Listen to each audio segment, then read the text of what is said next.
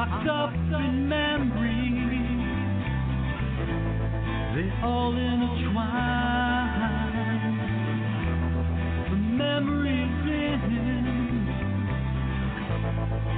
in my mind. I know tomorrow, 'cause that dawn will come. You will never know just what you have done.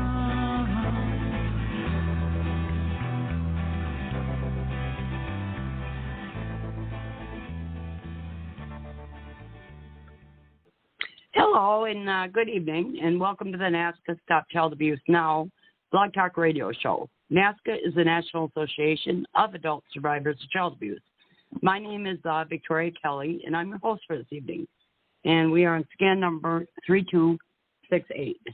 And I'm excited to introduce to you our special guest this evening. However, first, I'd like to say that we have a single purpose here at NAASCA to address issues related to childhood abuse and trauma, including sexual assault, violent or physical abuse, emotional traumas, and neglect, and we do so with only two goals. One, educating the public, especially as related to helping society get over its taboo of discussing childhood sexual abuse, and presenting facts showing child abuse to be a pandemic worldwide problem that affects everyone. And number two, offering hope and healing through numerous paths, providing many services to adult survivors of child abuse and information for anyone interested in the many issues involving prevention, intervention, and recovery. Again, we are on scan number 3268, and if you'd like to be part of the panel this evening, please call in at 646-595-2118, and my co-host or myself will meet you on the back line and ask if you'd like to ask a question or have anything to say. We'd love to have you join us and support our guests. Now, our special guest this evening is Pastor Deborah. Hello, Pastor Deborah. Hello. How are you this evening? I'm pretty good. And how about you? Oh, I'm doing okay. Yeah, it's you and I, and we also have a call-in on hold as well. And so maybe I could bring her on. Go ahead. Yeah, go ahead. Yeah. Okay, hi there. Hi. No, what was your name again? Lori Purcell. Lori. Oh, nice that you could come on tonight. So Pastor Deborah's on, and she usually has a topic, and but we can keep the lines open, keep the mics open, and have somewhat of a discussion. That's okay, Pastor Deborah. Yeah, that's good. Okay. I'm filling in for somebody, so I don't know. Oh, okay. Well, you're in. on. You're the special guest tonight. Yeah. So I'm glad you could come on. Thanks for. Yeah, I do have some topics that are dealing with healing from the trauma, and I sort of got an ABC of it. Okay. And so when people are seeking healing, okay, at whatever age, some people do seek it as in childhood. The number A1 is, what are the stages that if you're a parent or a friend or a spouse or the person, what are the stages you might go through with healing? Then how is it done, both in the mental health world and we'll say through spiritual ministry work, which I do. And then the C part, the third part is, who will I be that healing comes? Because many people spend their lifetime in a victim identity or with many different, we'll call them personalities, identities, and they don't know who they will be when they're sort of healed. And it's an unfamiliar identity versus the victim identity. So those were the topic areas I was going to talk on and bring up. I'm very topic-oriented so that people can, think about things and ask questions, because we know the listeners, they're all along the line of their healing journey, and some of them are just getting started by telling their story. some are in the process of just getting used to that and recognizing the abuse happened. Some might be trying to deal with, as you did, Victoria, drug and alcohol issues first, and trying to get a handle on that so they can even get their mind clear. And then other people, 30, 40 years down the road, and they might still be in the healing process.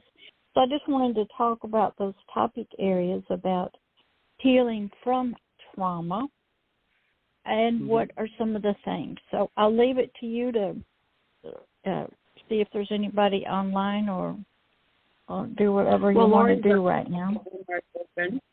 Lori, do you have anything you'd like to ask or want to discuss with those ideas? Oh, tonight I have one. I didn't check to see what it was like, and I've had this subject going on for a while. The kids. It's always the kids with me, and in the early stages of abuse, nobody is allowed to go into the locker room where they change for gym or the shower, even the bathroom and whatnot. That's where a lot of this abuse starts. I believe that there should be, at this point, a guard right in the bathroom while these people have to do what they got to do and keep them safe and then let them out. So any which way to get that going is definitely worthwhile. Okay. Typically how the school system works with, we'll say, athletes, okay, I never was one, is that you have, a coach of that sport or a PE teacher. And, of course, they've gone to college. And I do not know if the rules for the showering place and the bathroom, who sets them. I don't know if it's the principal, if it's the school board, if it's the coach. There's a lot of issues now with transgenders coming in and that kind of thing. So you would first have to do some research into that. I don't know if there's national standards through the Department of Education you would have to check out, or if there's like different sporting organizations like volleyball versus cheerleading, okay? And who sets the bathroom or the showering rules for that particular school? And what I've learned just by watching the news here lately is that within a city or a county, they have individual school board members who are elected. They have a lot of power. They make a lot of stuff. I don't know if they're the ones that are setting those rules, if the principal does, or if it's set down by state law. You'll have to do some research into that to find out who is writing the administrative guidelines for bathroom facilities, that kind of thing. We know in some businesses you have outside, you have like bathrooms, either male or female, but they can also have it where it's either, sort of a family one, and you just kind of go in and you lock the door and stuff. So in the desire to protect the children in that situation, an advocate would have to do a lot of research, look at a lot of state laws, understand how that laws and those things are decided. Then they have to, there's a big fight right now that's going on from the transgenders saying I feel like I'm a girl, but I have a male body, but going on my feelings, and I want to be in with the girls because I feel like I'm a girl. This is really going on? Yes. My niece's daughter's transgender, and I was wondering how she was handled in the gym or any other kind of place. Okay. I didn't know how. Okay, how it's handled in education system, universities, in that area where you get changed and you shower and you change clothes, you would, as an advocate, okay, for child abuse, you would have to do some research into maybe court cases. There have been some, into some things that we're going to read a lot. You're going to learn a lot about who decides, who makes the legal decision that this is for females and this is the males. Is that backed up by law, state, federal? And you have to, an advocate who wants to address this, you're going to spend a lot of time studying newspapers, judicial systems, lawsuits that have come up. You're going to be doing a lot of research to get a handle on what's happening. You got to have statistics. How many times there has been child abuse reported? Who is responsible for this? Is it the school board? They've had things where a man attacked somebody in the school board because their daughter was sexually assaulted in the bathroom by a transgender. And they didn't, the school board, the principal, the guidance counselor did not report it to the parents. There's a lot of power that goes on in the school system. A lot happens that the parents don't know about. And the school board decides this, and the principals decide this, and some of it's done by law at the state level and the county. So an advocate who wants to address this, you're going to have to get some statistics. You're going to have to be familiar with lawsuits. You're going to have to spend some time so you understand the system, what's currently going on. You have to be very knowledgeable. It's sort of like a mission that you are on, and you're going to enter a war zone. So you had better be tough, educated. You better be ready to fight verbally with knowledge and information and be educated. Just wanting something to happen, wanting some changes does not get it done. You're going into an area where children are sort of already down, they're overpowered. Rules apply. There's cover-up. There's coaches happening, okay, blah, blah, blah. And the kids are afraid to come to the gym teacher, the school teacher, the principal. They sweep it under the rug, afraid to tell their parents, okay, stuff happens. And then you have, there's cases where you're having transgenders sent to women's prisons, and they're getting women pregnant, but they say they're not female, and, blah, blah. So whatever area you choose to want to make changes in or have addressed, you have to be a good talker, dress professionally, have a lot of contacts out there, be up to date with every news article, be in contact with a lawyer, be in contact with an advocacy group that's fighting for this, know your state law, be a well-educated person, and then you have to be tough because you're entering into a war that's fighting, that's going to try to steal, kill, and destroy our children for the next generation and take innocent ones and turn them evil and wicked, destroy them, pervert them. And if you are not tough, just being a wonderful, wonderful person who cares about children of abuse, wanting to make changes is not going to cut it out there in that world. There's wolves, lions, and bears. And you have got to be very tough, be knowledgeable. You may have to get up and say, I'll see you in court. You got to have money behind you. You got to have lawyers behind you, and you have to be ready to battle. Does that help you, Miss Lori? Well, on that side it does, but I was looking at what's going on in her head, her feelings. the effect that the abuses had taken, because she took a year off from school. She was homeschooled. Okay. This is the COVID thing. She chose to do that because she was being so badly bullied, and she's a sweet, kind person. So I'm wondering what kind of effect is this having on her? Okay.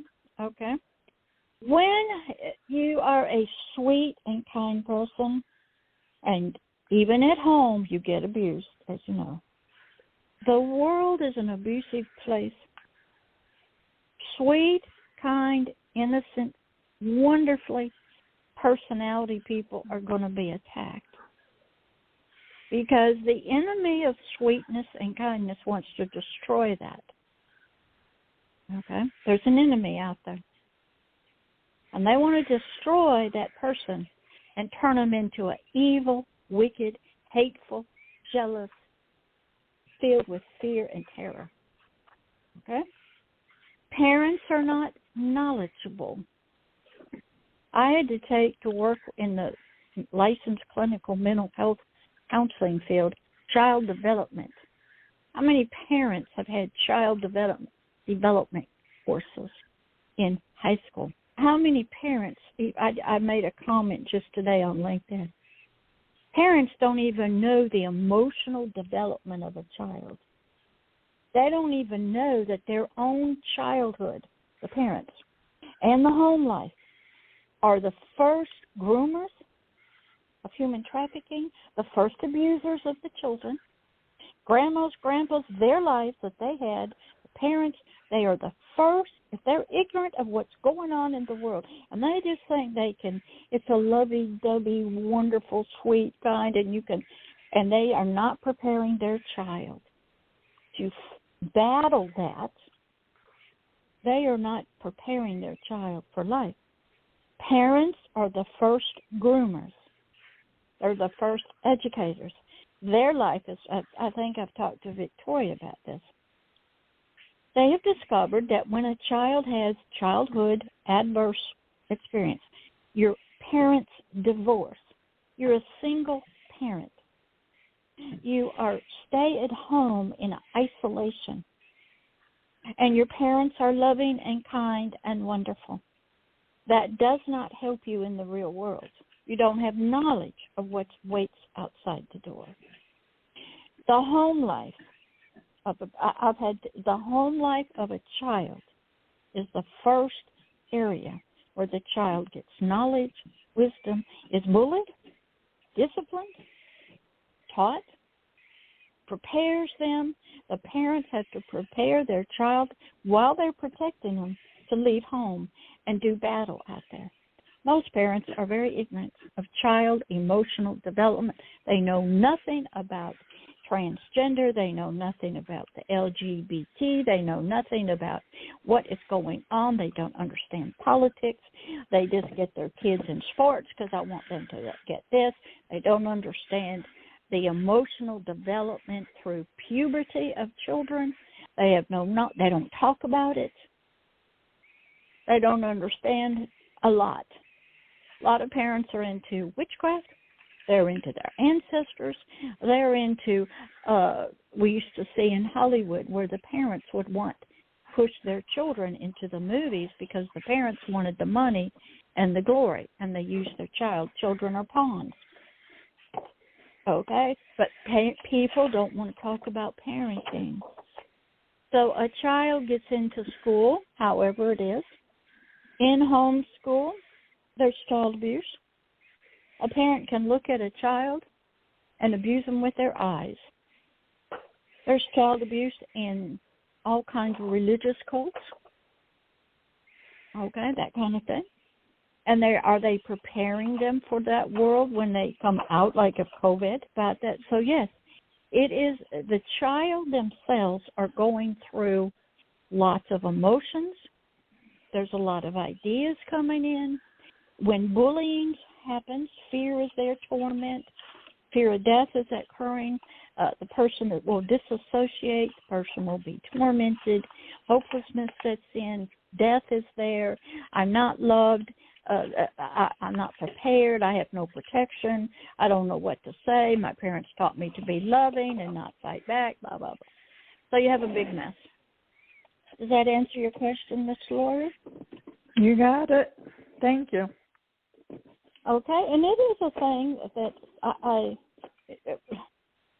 when you are trying to help people at whatever level, advocacy or understanding what's going on in the inside of a child, okay, you need knowledge. You need to be reading some books. You need to be going to some seminars free. You need to be reading and seeing a lot of testimonies on YouTube. You need to go to a lot of free seminars on YouTube. You need education. You need to understand how the brain works, how the visuals work, how words work. What is bullying? What does that do to the brain? What is happening? What is going on at that level of child development, puberty, non-puberty? Why do kids bully each other? Even brothers and sisters bully each other. Why do the parents let that happen? Why do parents, a male and why do they bully each other? Why do grandparents bully their own kids? It goes on in families, but nobody wants to talk about it. Okay? The child is caught, unprepared, but really, Victoria knows this. The gift of disassociation is there. Their core person of them gets split off, and guess what? They'll need a lot of healing, and that they can live in a victim type attitude. Poor woe is me. You'll see that a lot when people complain about their family members, and poor woe is me, I might be black, poor woe is me, I might be a female, poor woe is me, blah, blah, blah, poor woe is me, I've been a victim, blah, blah, blah, okay? They get into that role. Some of them get into, I'm just a quiet victim, I just muddle through life, and a trained healer has to know all about that. A trained advocate who's going to help people we'll call it the systems, okay, legal systems, judicial systems, they need some education. You can't go into any of this with just, I want to help people. That isn't going to change anything. And typically you can't change powerful systems because there's so many people involved, there's money, there's politics, there's all kinds of issues going on that is way beyond an advocate's ability. How long have we had human trafficking, sex, girls? How long have we had that? How long have we had, all kinds of things? Forever. Governments change, systems of government, but the human person does not change.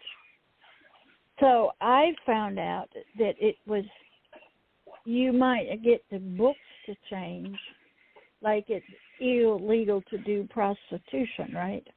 Well, what did the police, they passed laws. They arrest the prostitute who's probably been sexually abused, trying to make money, a job, but they don't arrest the guy for soliciting. It's okay for him to do that because the system's controlled mainly by men. It was illegal to sell sex, but it's not illegal for Playboy magazine to have all of those nude pictures on it from Hugh Hefner. That wasn't illegal. Used to be. So a lot is out there that it's money-oriented, it's system-oriented, and parents are at a disadvantage because they're not educated in anything. A lot of mothers are not even at home. They're working. Somebody else is raising their kids, or the kids raise themselves, or a coach or something else. Parents are not educated. Grandparents, we didn't talk about that. We don't talk about that. We just turned a blind eye. A lot of religious abuse goes on in cults and churches, and we saw that in the Catholic Church. And the archbishops just turn a blind eye to the priests that do it, and they just move them around, and they just close the door, and they don't talk about it. And it's done in Hollywood. They have that guy, Weinstein, Harry Weinstein. They finally got him. They got the black guy who was that, Bill Cosby, you know. And how many years has that been going on? And we hear about Jeffrey Epstein and these rich people flying all over. How many years? Well, there's a lot to it. There's a lot of fingers in this. And an advocate who cares about the children, a lot of these children in the bathroom, Lori, even the transgenders, they are being groomed to go into the adult world of sex. It's just or drug trafficking. Okay, that's just the way the world works. So I had to learn that, but then I had to know that because being a pastor and helping people that way, every person who came into my phone call or met somewhere or wrote me a letter or I meet on LinkedIn or something, that happened to them in childhood. They're in the system. And I was to be a receiver and provide healing to them. So I tried some advocacy, but even in that, there's a lot of competition among the people who want to be advocates, to be seen we're helping society. We see that like with all these earthquakes and these floods. People want to be givers. They want to help people, so they'll give money for food and supplies. But in the meantime, how many kids are in foster care? Parents are getting divorced. They're abusing their kids. Blah, blah, blah. You know, even elderly abuse goes on, okay? So I had to be an advocate for the person, the child, the adult who had been abused. I had to become their advocate, okay? And because I couldn't split my time as an advocate trying to get the state law changed. I didn't have the community connections to lawyers, didn't have a lot of money, but I understood the system. I had talked to governors, judges. I knew the legal system. I was a state victims advocate for both juveniles, children, and adults. I knew the crimes. I took the sheriff's citizens schooling. Understand what the police have to go through. Understand, feel comfortable with the police and what they have to do with children and all that. Volunteer anywhere I could with abuse or mentally ill people, homeless people. I saw it from organizational sides. I saw it from street people's side. And I had to learn there's so many systems, you know, like we'll say the bathroom rules. I wasn't on the school board. My son had already graduated out of school. But when he was in it, I had to be a fighter against the teachers, the principals, the guidance counselors, the state law, the school board system. I had to be knowledgeable. In order to get my son where I knew God wanted him to be. But now as a healer, I have to be an advocate for the person, the child, the teenager who's been abused. And that might mean I have to be an advocate for the parents who are abusing children, or the guy who is in prison in solitary confinement. Okay? I've got to be his advocate for healing, even if it's just in a letter or a phone call, because they need an advocate that cares about them and loves them. Is there anybody on the line, Victoria, besides Lori, or is she gone? No, it's the three of us. Lori's still on, and you and I. Okay. Okay. Mm-hmm. Do you have any comments, Miss Victoria? You're pretty good with. Well, I like the point where you said just, because I know a lot of people that have tried to help in their life.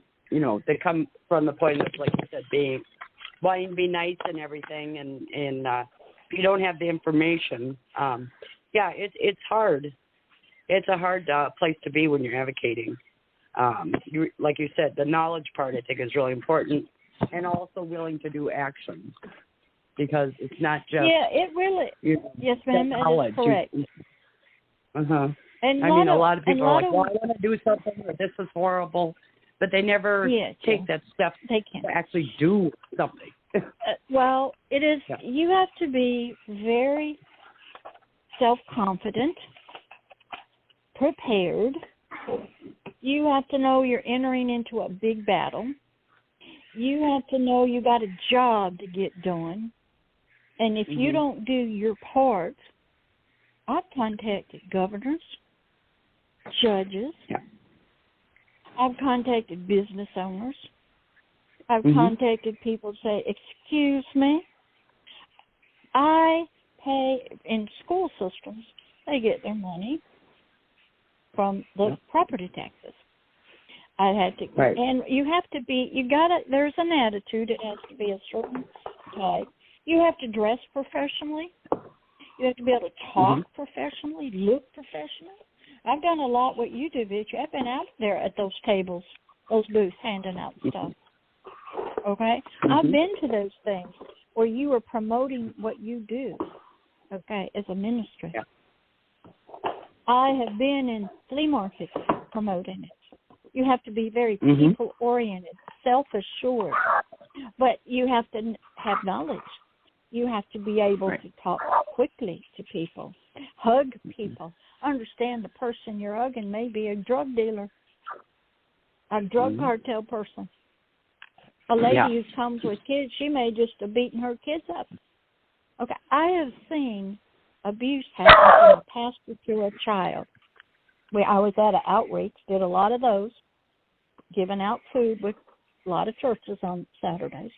This pastor comes up to about a 9-year-old girl. She's holding a handful of grapes and just grabs over there without asking her and steals the grapes. And he gives this horrible smile to her. And her look on her face was, you just raped me. You stole from me. You bullied me. You did not ask me. He raped that girl right there emotionally, stealing her grapes. And I had to take care of business with her and pray with her to get that junk off of her. But she was abused emotionally by a pastor who thought it was funny to come and take without permission an object that belonged to a 9-year-old girl. Okay? And if you don't watch behaviors and study nonverbal communication and eyes and looks with eyes, you won't see it going on. And if you don't understand transgenders, I sat in with a transgender group on their board of directors. I walked in there, I gave them some information. I said, I love you guys. There's so much depression and suicide. Every one of the transgenders are in counseling with therapists. I sat in their support groups and the heartache of the parents and the children and the adults, the military. I sat and listened. I watched their heartache at the turmoil that's going on the inside of them. And if you don't get out into those states, most of them want you there. Then I go to a LGBT church, sit among them, and I just love on them, and I'm just there by myself, and I volunteer in their clothing and when they give food away. And I got asked by the board of directors to leave because they were afraid my love was going to hurt them, disrupt them from what they were teaching. But I never said anything to anybody. See, I was willing to put myself out there and learn about these people and what they're dealing with and listen to them read about them, study them, volunteered in the family law, understand parents, the lawyers, the judges, the social workers, understand crime. You got to understand, you got to be a part of, feel comfortable with the police. The social workers volunteered as a chaplain in the local community. Stayed in the hospital, emergency room. Got to do that. So you can do advocacy. You're not going to be able to change the system. It's too big, too many different things. You can change the laws. We know the laws get changed. You won't change the behaviors of, we'll call them the perpetrators. Okay? Just because the law says you're not to drink and drive, does that stop people from drinking and driving? No. There's a law that says you're not to abuse children or elderly, does that stop people from doing that? No. Is there a law that you're not to lie on your taxes, and does that stop people from doing that? No. Is there a law about cheating and illegal gambling and blah, blah, blah? Yes. Corruption in politics? Yes. Does that stop it? No. So I had to learn, even though you pass a law that's good, and you get it at the state level or the federal level or whatever, sometimes it's driven by political parties. Sometimes it's driven by money. Sometimes it's driven by trade. Sometimes it's driven by just lust. You can change the law, but it ain't going to change humanity's behaviors. And so what happens is I had to choose where I put my energy. And I was called to love people and help people. I became an advocate for the person who had been abused. And I had to have a lot of knowledge, and I had to understand that they needed some healing. They may not have known it, and they were afraid of it. Many of them are. And if they had any kind of programming done, or they were being used by others for other things through the programming, we saw the Manchurian Candidate. A lot of your, back in the 60s, there's a great book called Psychic Roamers or Viewers. They found military men who moved outside of their body spiritually. They didn't understand it. They would put them in a room and they would go on a trip, and they'd go to Vietnam and they'd write down and draw pictures of what they saw. They also, in the military and the CIA, they did a lot with LSD, hallucinogenics, using prisoners, trying to develop certain kind of soldiers. And they would use LSD and stuff. They would try to get these men to be able to stare at a goat and kill them with just looks. A lot of research going on, okay, for military purposes. I had to study that. And there was a lot of religious things happening. I had to study that. And then what happened is I had to study, okay, I knew what happened in mental health counseling because I'd been one. And I had to study how does healing occur, helping people the Lord's way, the spiritual way, ministry way. What were the different stages of the healing process? And then I had to be able to help them to see you can be somebody different than who you are. And a lot of them are afraid if they give up their system of parts, disassociation, they're going to get in trouble. They don't know how to live without them. They know the rules. We'll say if you're a prostitute, they don't like it. But their minds think differently. And young boys up in New York, I work with a group, the Trevor House, and what it was is young boys and even girls who are homeless, run away from home, out on the streets, they will have what they call survival sex. They will have sex with anybody, a bed, a shelter, maybe one meal for the night. In their mind, they have taken care of themselves. provided safety and security from the weather. They have a bed to sleep on. They paid a price, but they disassociate. But they are very proud that they are the only ones taking care of themselves. There's nobody else. So their minds think differently than, we'll say, normal society. Then I had to study normal society. What is the normal way of thinking about sex? Childhood. When the ACEs came out, I talked to Bill a lot about this. They discovered even a parent's divorce, single parent living, a mother or father or brother gets sick, they're in an accident. That has an adverse effect on the child. Single parent in jail or prison, raised by grandma, auntie. Okay, a lot of uncles around, a lot of rituals around the family, that kind of thing. I had to study all of that.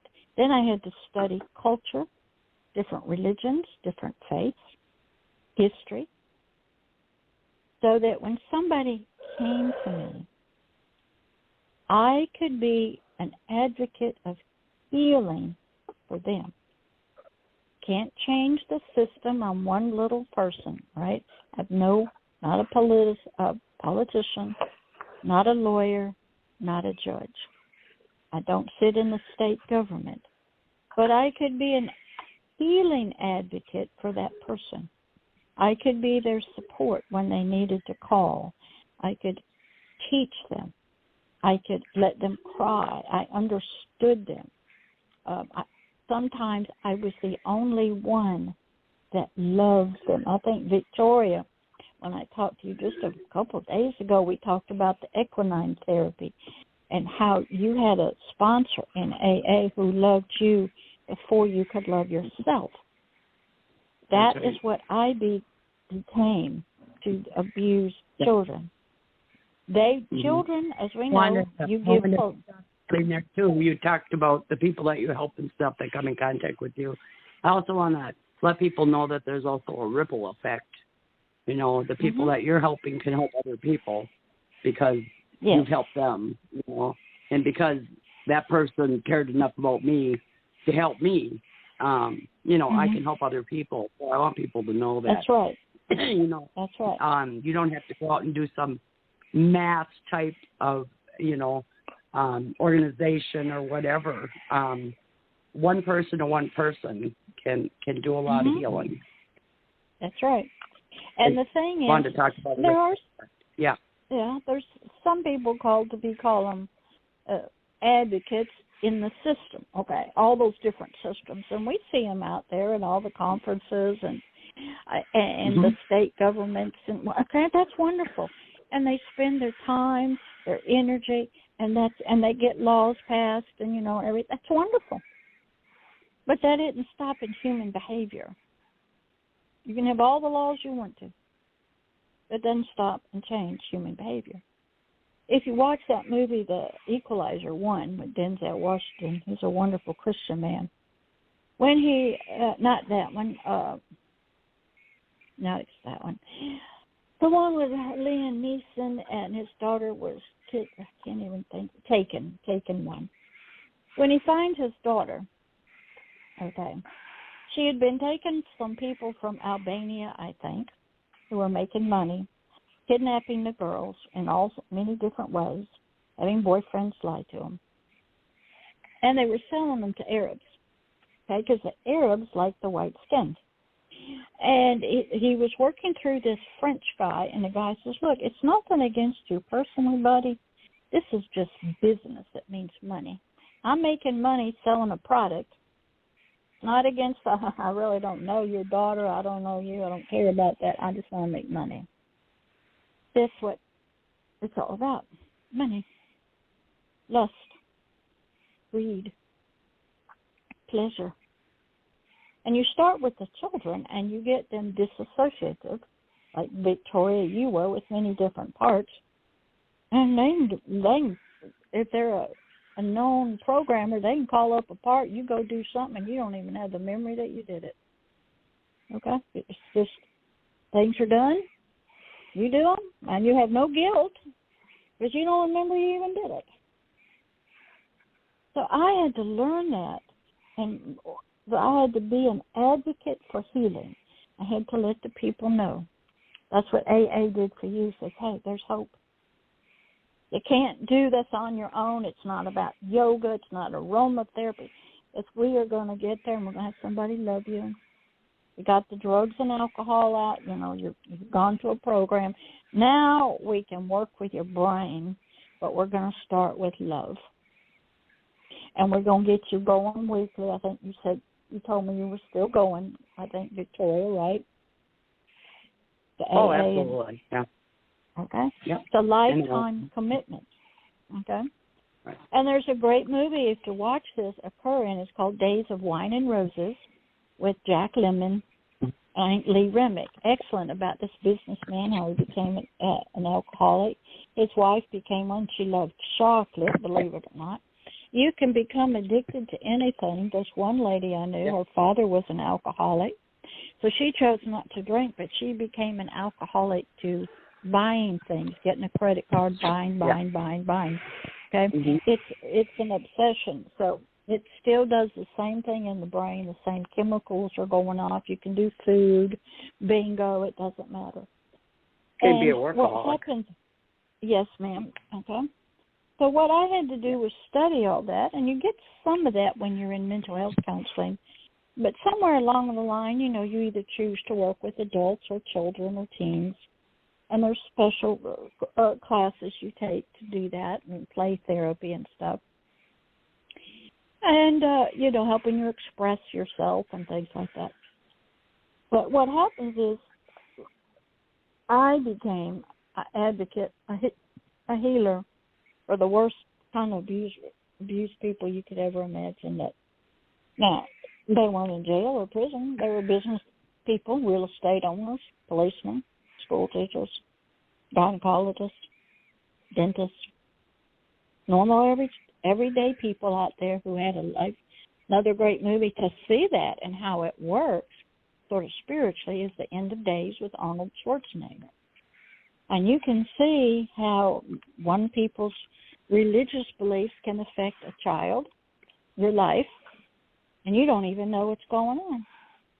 And so I had to learn through movies, through books. Some things, there's a great book that's very hard to read. It's called Michelle Remembers. Some people have discounted it. This lady up in Canada, she's a therapist, and she goes sort of into a self-hypnotic trance, and she starts having all these memories. And the psychiatrist is recording her talking, and they write a book about it. And then when she's finished with all of her memories, she was done. It was all out. Horrible story about it, and they didn't know if it was real or not. You know, he just recorded it and wrote the book. But they found evidence that it was true. Now she's on an adult way on down the road from this when it all happened to her as a child within her family. There's enough true stories out there that people have written about, and poems they've written and pictures they've written, and you go back into history and you read a lot of biographies and things like that about people. And this has been going on. It will always go on. It's about the human heart, the human mind. It's about basic biological needs. It's about the lust of the eyes, the lust of the flesh, and the pride of life. It's about darkness versus light, good versus bad, pleasure, abuse, grooming. I get real upset a lot of times when I hear people say the human traffickers are grooming on social media. Honey, if those kids are already on social media sending their pictures out, their parents have already groomed them to do that. Society has done that. Cartoons do that. Parents out on social media pictures. Okay. Been through their adverse childhood experiences. There's no protection. They've grown up without knowledge and everything. And the enemy's just out there. It's if you ever study animals, and a baby is being born out in the wilderness. Okay, the smells from the birth attract the hyenas and the lions, and sometimes the baby just gets out on the ground and here they come. Others, they're trying to just stand up and walk, and the enemy is out there because they want food to eat. And the babies have to be protected, and they're vulnerable for a long, long time. Then what happens if you study the animal kingdom? This one guy did an excellent job. Talked about a big elephant. You'd think an elephant, you couldn't get a mature elephant down, but a pack of wolves, pack of hyenas and lions all coming together can take a big elephant down. So you have to study nature. You have to understand warfare. You have to understand humanity's ancient history and how people have interacted with children and what adults believe about children and things like that. So what happens is when somebody's been abused in childhood, it affects them. How would you say, Victoria, you got affected? How did I get affected? Oh, so many ways. For one experience was I was probably 3 or 4 years old, and my grandparents drank, so they go to the bars all the time. And I can remember these guys would grab me and put them on their laps, and I wore dresses, so they'd put their hands up inside my skirt and fondle me and kiss so on let's me. Just stop. Okay, let's stop right there. All right, just stop right there. Just stop right there. Okay. Where was your mom and dad? Why were you going to bars with your grandparents? Okay, and my thing is that's a childhood adverse experience right there for you. The grandparents exposed you, okay? So who do you blame for that? My question would be, where's Mama? Where's Daddy? Why aren't you at home? Why are your grandparents taking you? Okay? Now, because, okay, so I don't blame the person who's going up your dress, okay, because he's just doing, we'll say, what he does. But you had no protection. Those who were given, who were supposed to be protecting you, watching over you, were negligent, and they let you out to the enemy, basically. All right, what else? What would just give us 3 areas within yourself, not so much what happened, but sense of love, belonging, safety. What were 3 areas that you know happened, we'll say in abuse, 3 areas that you needed to get healing from? The fact that my grandma told me that my mom didn't want me. She was going to adopt me. Anyone in Louisiana who wanted me. Okay, so let's stop right there. Okay, let's stop right there. That's rejection of your mother. Rejection of a parent. Okay? Yep. All right, so then what was the other? What would be another one? That's a big one. Yeah, and basically my grandmother is saying that they had to take us, and therefore we always felt like we were burdens, to them. Okay, yes. When a grandparent or somebody says, I have to take you because your mother doesn't want you. Okay. Yes, you as the child interpret that. You don't love me either. I am a burden to you, but you're doing this for who knows what. But that tells you don't love me. You don't want me. That's rejection again, double rejection from Grandma and Grandpa. Mama doesn't want you. Okay, so we got double-pounded rejection on top of rejection. Okay, one more. And then my biological father came back in my life at 15 and sexually abused me and told me he was waiting until I was old enough. Yes, okay. And so continued what to abuse me. Right. So what happens is you can see from those foundational people of your life, biological mother, biological father, biological grandparents. Nobody loved you. No, you were they said you were a burden, and then here comes your father, okay, and he sexually abuses you. All right. And can you imagine? Yes. And now I'm not going to blame any of them, because can you imagine in their childhood what they grew up with? They are just emulating, repeating what happened to them. And we call that curses, generational issues, ancestors coming into your life, okay, from their life, passing it on down the road, okay. And then you who were sort of just, hey, you showed up. You didn't do anything to get the egg and the sperm together. You just grew in the womb. Okay, and whether you were a mistake or not, and what happens is they then put their issues on you. They produce, and if you understand how fruit works, they'll say the apple doesn't fall very far from the tree.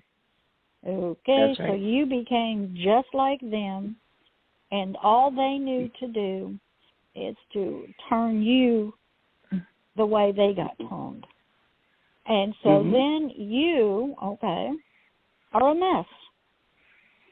And you got into the drugs and the alcohol because you're in a mess.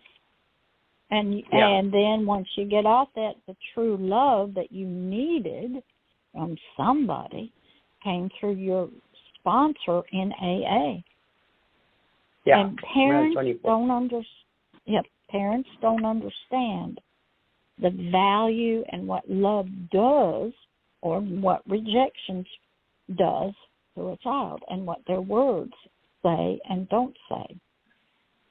And so a lot of people who are trying to help abused children or adults really aren't very well educated in any of this. There really are no true, when you're going through master school, psychology gets you into lab rats, research, PhDs. You have to write grants to get research for medicine and treatment. You're really not interested in counseling. Then there's the school guidance counselor. They're more interested in your academics. Social workers believe if I can change your family, your education, your educational level, your money, then you will be okay. Your psychiatrist believes you got some kind of chemical imbalance in your brain. If we can just get the right chemicals in there at the right level, you'll be okay. You won't have all these feelings. And if we can't, then we just drug you up enough, with stuff, and you just can't be lethargic, and you won't be any problem to society because we don't know what to do with you. So I just shocked my brain. That was a big thing. They don't do it too much now, but they still do it. They do. They just keep it under wraps. They're still willing people in wheelchairs just as fast as they ever were. It's just kept under wraps. And the thing is, they're trying. What they're trying to do is change the electrical system in your brain. Burn, like what they have, believe it or not, if you have AFib on your heart, atrial fibrillation somewhere, and they can't control it with medication or something, they go in there and they will take something and burn certain nerves out, and that will just stop it. So the electrical shock, that was done years and years ago, and it probably worked for some people, and it probably shorted out certain parts of the brain, burned out certain things, overpowered other things, and they're trying to get whatever you're thinking about, the chemicals to stop, and if you study insane asylums from years ago, I actually went and did one, and you study the different treatments that they used and why they believe that, the doctors were struggling. And there were stories about this one, Betty Davis, I think it was Betty Davis. She played in a movie about her mother and her, and she ended up in a private sanitarium, and there would be unwanted kids, and she only was able to come out of her mess when she found love. And she then was sort of adopted a child and loved it. And I think another lady played called The Snake Pit. See, God is out there with movies, stories, books, videos now, out there, true stuff, trying to expose all of this, show people. And there's so much history about how they used to deal with it. You're lucky, Victoria, they didn't do something called trepanning, which they would cut a hole in the top of your brain, your skull, take the bone part out, and they believed bad fumes and spirits needed to be released from there. And if they did that, that would happen. Then they used to believe that's bad blood. They gave my grandfather a lobotomy. Yeah, that was all they violent alcoholic, and they couldn't give him enough drugs to calm him down. Yeah. They would have like 8 guys when he got into a rage, and that's without the alcohol. His alcohol already damaged his brain, and they couldn't do anything with him. So they finally gave him a lobotomy. And I think the Kennedys, one of the Kennedys' children, who they had, I think her name was Dorothy, I think that was her name. She had a lobotomy. It was a simple way. You go up the brain, up the nose, take something and it cuts the frontal lobe. You have no feelings, no emotions. You're just okay. And they were trying, but because they didn't really know what was going on. And so there's been so much. So I had to study all of that. And I had to study the history of that. So I had to learn about being an advocate for healing for like you. I had to understand what was happening to your brain when the abuse was happening. I had to study out-of-body experiences, near-death experiences, ritual abuse, sexual abuse, satanic abuse, cult abuse. I had to understand mind programming, the monarch mind control, MK Ultra, CIA, all of this stuff. I'm going, this was not taught in master school. I had to understand about multiple personalities. I thought, how could these people do that? And it was an unbelievable stuff I was learning. And I had to get it from many different books. But when you become an advocate for people, you can choose to advocate for the change in the system, but it doesn't stop people from doing it. Right. I sat in the children's court as an advocate, guardian ad litem for the judge. Sat in there days in which I watched the parents fight. I watched the lawyers on both sides, watched the social workers, the kids, the judge. And the law here in Florida was the family judges believed, and they get their beliefs from social work, psychology, child development, that the child really wants to be with their biological parents. And that's the best place for them. When I first started getting into a lot of law stuff, early 90s, I think, President Bill Clinton had come out. Kids were in foster care and languishing in there for years and years and years because the parents would go to jail or they wouldn't change or something. And he actually passed a law that says the social workers had about 2 years. Either that parent gets their life together and we start the process of reconciliation, or we start the process to terminate the parental rights. The judges didn't want to do that. They believed the children wanted to be with their parents, no matter how bad they were. And I had personal knowledge of this. One of my aunts, who's dead now, she had some serious mental problems. Television talking to her, running outside without any clothes on. And her 3 children stayed with her through that. So I know my mother tried to commit suicide several times. I know how children feel towards their parents. So in the foster care system, the judge, the law, the government is always trying to return the child back to the parents or back to the family members. I sat as a guardian ad litem. Okay, so this mama can't do it and this dad can't do it. Well, we got an aunt over in another state.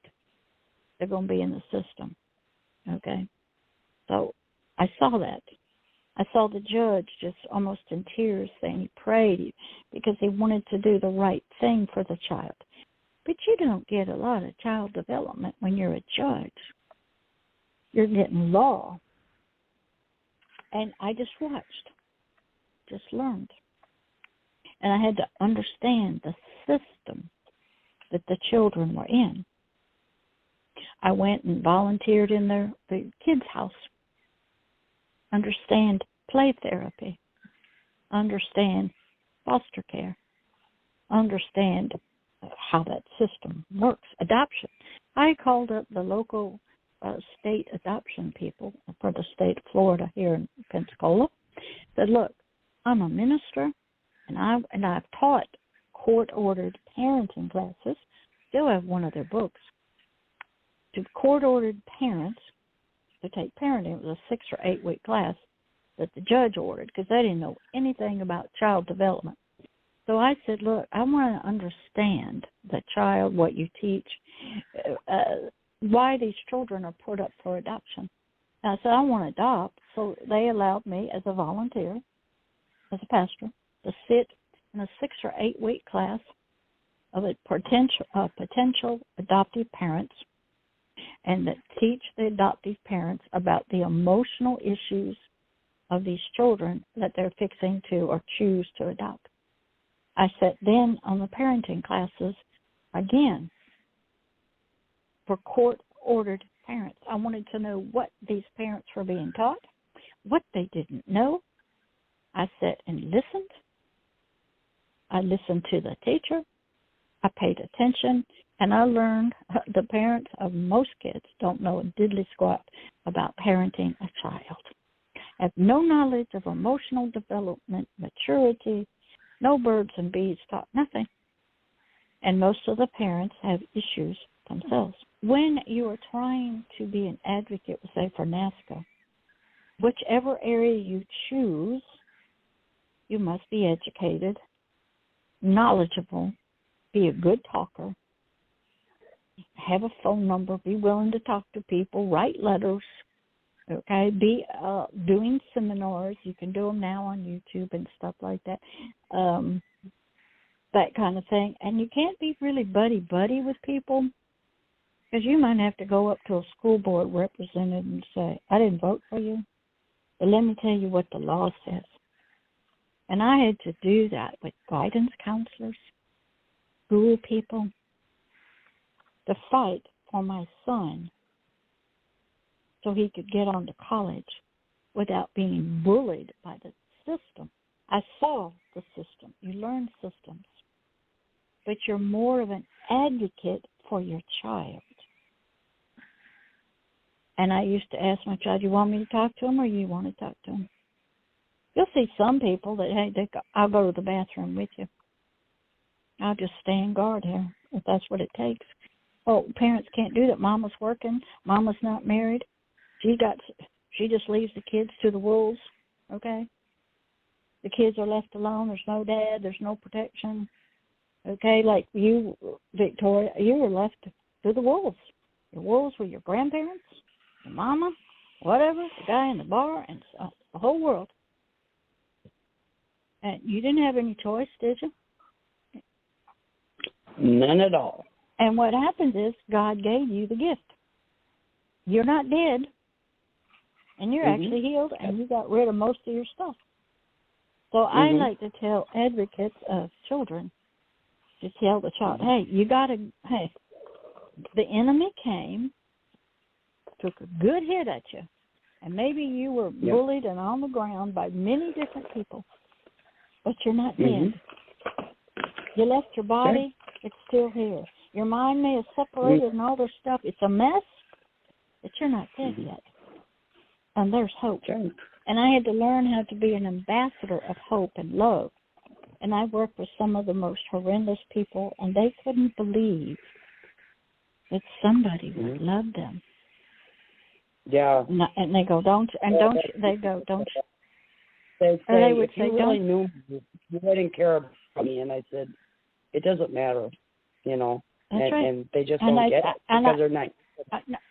No, they will. And what an advocate for them has to say is, I know what you did because I studied it.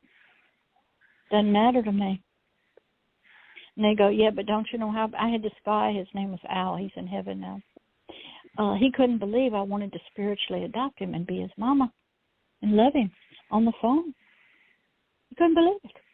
Because he said, before you do that, I want to tell you my story. So he told me in a letter. He had somebody write. At the very end, he said, do you still love me? Do you really want me? I said, yeah. And, okay. And I walked him to death. And he made a lot of mistakes because he had a lot of parts. I said, that's all right. I ain't going anywhere. And they can't believe it. I'm sure when your sponsor first started loving on you, can't believe it. You just can't believe it. And it takes, you can't believe that this stuff is real. Oh, it's going to hurt. It's going to turn on me. They're just lying. And it takes a steady, loving, we'll say advocate, healer, to stay in there with you year after year after year. I had a guy who was a heavy metal drummer of a very powerful heavy metal music. It was years before he would accept a card from me. He would accept just words as love. Couldn't believe it because he'd been so badly hurt by love. And they would do horrible things and go, you still love me? Yeah. They'd try to kill me. You still love me? Yeah. And I had to hold, and that's what your sponsor did. And that's what good sponsors do, AA and stuff. But a mental health counselor ain't going to do that. If you run out, a lot of times you run out of, don't need more insurance, that's over with. I've moved on, I've left, I retire. They're not there. But a good advocate stays with you for your lifetime. Doesn't matter. You're my child, you're my kid, I brought you up in AA, and that's just the way it's going to be, and I ain't letting you go. So you got any questions or you want to make any comments? Because it is already 8:15. Oh, my. Well, right on, Lane. Lori, would you like to ask any questions or make any comments? Well, at first it was good to hear your voice. I haven't listened in a long, long time. Today I'm learning other things from a different angle. I never thought to look at things the way you do. But like, what do you mean by that, Lori? What do you mean? Different angle. I may more do it than not even think about it. I'm going to tell you right now, I'm a biker from New York. We do things differently than you do. Yes, I know about the biker. And we get the results we need because everybody is just so slow getting anything done, and things are happening when they are. So we just step in and, we adopt the kids. We make sure that all that kind of stuff. So to hear from you, a definite different kind of attitude that you take than us is eye-opening for me. And what is that different attitude? So you're very, very like a snuggly, tight person who is laid back, and anyone can probably tell you things because you have that kind of personality. When you're a loving mother, okay, I'm sure in the biker world, when a young kid comes up to the big guys, those big guys, they're the sweetest, tenderest, loving, and the little child feels so safe. Being a healer, you have to present several different, against the enemy, you got to be tough. You got to present tough, professional. Okay, the bikers do that, with their jackets and their big bikes. The little kids feel like you're my Superman. When I'm in your arms and you're looking at me, I feel safe, and your safety makes me let my guard down. I can love you, and you love me and I feel safe with you. Love has to come in. They have to feel safe with you. And when Owl told me his story, I have it up on the website and stuff. They don't know if they can trust you. Are you going to leave me? Are you going to be there for me? I've had Owl who did some horrible stuff. Got high on heroin. I had to get him. He's up in New York City. I had to call some girl to get him to the hospital. Got to be there for him. Okay? They'll come to you and apologize for bad things they did. I walked Owl down the aisle in the satanic meeting to his death. He was glad to go. He was going to take the fear of death out for so many people. And he wanted to go out like Jesus Christ with no demons at all. I walked Owl all the way to the end. Stuck with him, no matter what he did. And a lot of people have to see that. You stay. That's what the sponsor would, Victoria. I'm with you every week. I ain't going to let you escape. I'm coming to get you. You aren't going to go anywhere because I got a hold on you now. And Victoria stayed. So even a biker presents strong. You got attitude. When you're dealing with the world systems, that's bad stuff. You got to have attitude. You got to be knowledgeable, tough. I come from a military family. My dad served with General Patton. My husband's a Navy photographer, flew in planes. I've been in the military my whole life. Special ops, you put me behind the enemy lines. I have been in church taking guns off of people, taking machetes off them. Had to back down juveniles who were trying to rape me. Been almost raped. Been almost killed in my home. Shot at. I had to have a toughness, and yet a sweetness. When I'm talking to abused people, okay, that are seeking help, healing, love, they're checking you out. I've had people come and say, well, I don't know about you. And they want to kill me because that love is so powerful. And they're checking to see, can it hold? I think, go right ahead. If you ever study the story of Nicky Cruz with David Wilkerson up in New York, Nicky Cruz was a gang member, and David Wilkerson was Assembly of God minister. He went up there and told Nicky when he was a young teenager, you can stab me and cut me into pieces, but every piece of me laying on that sidewalk is going to cry out to you and say, I love you. And that touched Nicky and changed his life. You go read his story about Nicky Cruz and David Wilkerson. Excellent. I think there's a movie with Pat Boone, Run, Nicky, Run, or something like that. Love is the most powerful healing thing there is. But it has to have, it's powerful to the one that needs healing. But the one that needs healing needs to know, I can be safe with you.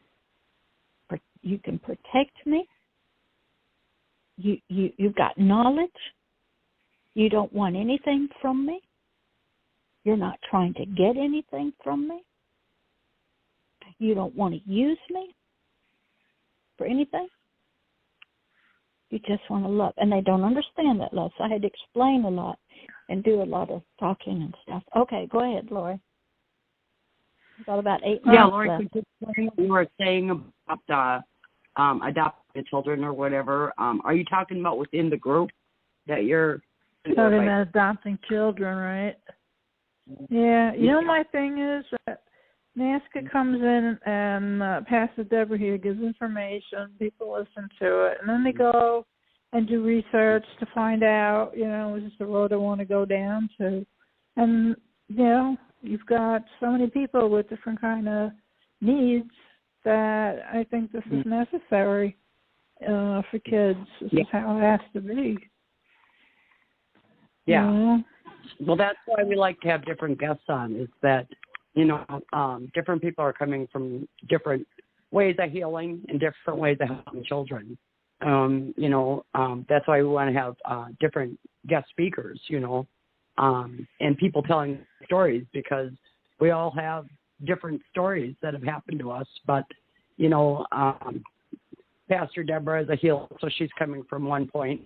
I've, through a lot of abuse myself, and I've been sharing my story for a long time, and have went through a lot of different kinds of getting help, and I share that. And I think I share what's helped me and what hasn't helped me along the way. And I'm always interested in finding out, what other people are doing, and what other people are, most important thing is helping children, intervention and, taking action. Just by having the radio show, to me, is very important, because there are a lot of people out there that are just starting on their healing journey. And for me, when I heard somebody else speak at an event, it was like, I'm not alone, I'm not alone. I'm not the only one. And even though I knew there were other people, when they shared their feelings, a lot of times we don't remember a person's story, but when they interact with you, you remember how you felt when you were talking to them or listening to them. And to me, that's really important. It's more what people portray or feel. You could just feel good feelings from people, and some people you feel negative feelings from. And I don't know. I just feel that there's a concern there and a caring, just by the little that you've talked, and you haven't really talked that much. But my number's on the website. I'm the Minnesota ambassador for NAASCA, and my phone number's on the website if anybody wants to reach out. You don't have to be in Minnesota to call me, or any of the other people that are on the list there under ambassadors and contact people. So feel free to reach out if you'd like. And well, I appreciate you I appreciate you always coming on. You're always there for me, Victoria. I can always count on you. Thank you. Thank you. And Laura, it's been great. I went out with my mom for a while in the carnival, and that was a whole nother lifestyle, being a carny. Yeah. And my daughter is a sober Harley rider with her husband, and so they had a whole different type of a group than the bikers that my mom and I were in contact with.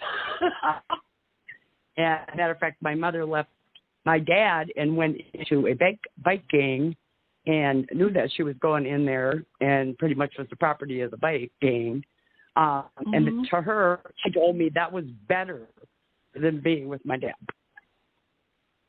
Yep. And there's what you start learning in that, Victoria, is there are generational issues that probably were not dealt with, and they get dumped on our lap as children. And that's why you have to do the forgiveness route, because they've got unresolved issues themselves and probably came from their parents. And my mother had that, and she brought that into the marriage, into the parenting. And without her seeking help herself, of course, in the military you don't, it causes families, and it travels the generations. So a lot of this stuff is generational. And so when you are there for those as an advocate of healing, now I can be an advocate the other way too. If you've had, I used to go to Washington, D.C. and lobby for mental health counseling. I was very comfortable with senators, congressmen in the Senate, and been to the state legislature and stuff, being a district rep, like sort of a congressman. You have to have those experiences. Those are all volunteer, because you have to get that level so you can have confidence and you understand that form of system, law. Then you have to work in the community, volunteer, and understand how the community organizations work. You volunteer with child victims and stuff. And then you have to get a lot of education and read a lot of books, and you have to volunteer, and you have to, go in workplaces and be with churches and different areas of ministry, so to speak, work with children, volunteer with children, get to know the police, the sheriff's department, get to know the lawyers, volunteer. Go to the jails, volunteer in those, the juvenile detention, you get your, and once you get that, you get a pretty good idea of the system. And I did that, so I have a good knowledge of the systems that are involved. And then you have to have a lot of healing, read a lot of books, read true stories. But I'm going to stop now. It's 8. We've got about 2 minutes in Victoria. We're just about, you can close us out. Close us out. So I want to read a quick, this is NAASCA Serenity Prayer. Please grant me the serenity to stop beating myself up for not doing things quickly, the courage to forgive myself because I always try my best, and the wisdom to know that I am a good person with a kind heart. And I'm going to play the music. I'll know tomorrow, 'cause that dawn